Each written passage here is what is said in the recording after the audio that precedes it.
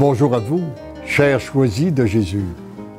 Le message numéro 96 du 3e volume nous invite à mettre notre confiance en notre Dieu et non dans notre façon d'agir.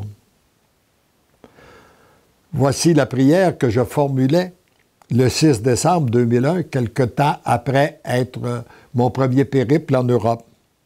Seigneur Jésus, je vous soumets cette situation, constatée lors de mon voyage, mon passage en Europe, quant aux bonnes gens qui vivent de lourdes souffrances dans leur famille, afin de recevoir un héritage plus complet sur la ou les causes profondes de ces souffrances. Merci d'entendre et d'exaucer cette prière, je vous aime. La réponse est celle-ci. Mon tout petit, il n'y a pas de problème à vouloir exiger de soi-même la parfaite manière d'agir. Au contraire, il est bien d'avoir un comportement respectueux, à plus forte raison devant ma sainte présence. Là où il y a erreur, c'est lorsqu'on en arrive à mettre plus d'importance à l'agir que dans l'être. Je le répète, hein? Là où il y a erreur, c'est lorsqu'on en arrive à mettre plus d'importance de l'agir que dans l'être.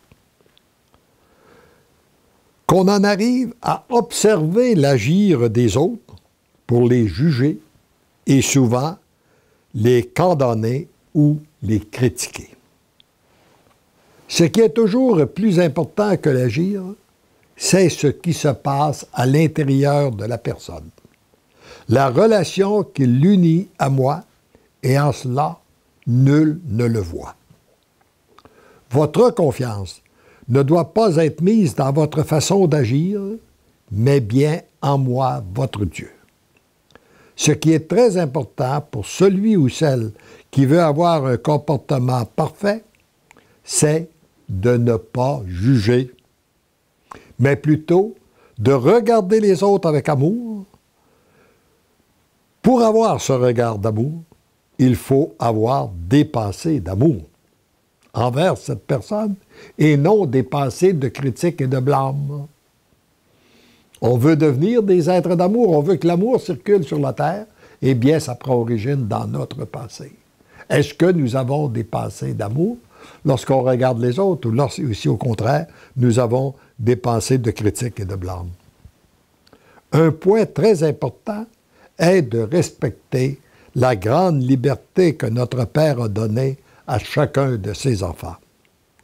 Lorsque cette liberté n'est pas respectée dans la vie d'un couple ou entre des personnes adultes, cela crée de la division, des conflits et souvent des blocages qui empêchent leur cheminement vers moi, leur Dieu.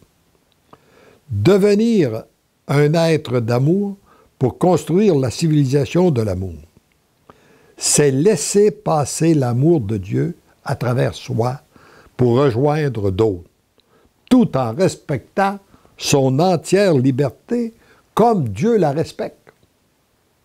Je pense qu'il y a là une interrogation que nous devons faire souvent. Est-ce qu'on respecte la même liberté des gens qui sont autour de nous de la même façon que Dieu la respecte? C'est d'aimer comme Dieu aime. C'est la regarder comme Dieu la regarde, c'est-à-dire avec des yeux pleins d'amour. Ceci se construit à partir de l'intérieur, ce qui modifie la façon de penser pour ensuite modifier la façon d'agir. Tenter d'y arriver en effectuant le chemin inverse s'avère très difficile, laborieux et souvent impossible. Si vous croyez ne pas avoir eu un bon comportement envers les autres, d'avoir entravé leur liberté, remettez le tout à la grande miséricorde du Père. Portez cette situation au sacrement de réconciliation et le Père saura bien en sortir du bien pour vous, pour les vôtres et pour les autres. Heureux, heureuse êtes-vous d'obtenir, de découvrir et d'accueillir ces lumières qui vous conduisent plus loin sur le chemin de la plénitude de l'amour. Venez, vous jeter dans mes bras et dans les bras de ma Sainte Mère. Ensemble, nous avançons vers l'amour. Tendrement, follement et divinement, je vous aime. Heureux sommes-nous de découvrir la grande liberté que Dieu nous a donnée et de découvrir l'importance de laisser cette même liberté à ceux et celles que nous aimons. Je ne parle pas lorsqu'il s'agit de jeunes enfants, là, mais je parle lorsqu'il s'agit d'un monde adulte. Amen.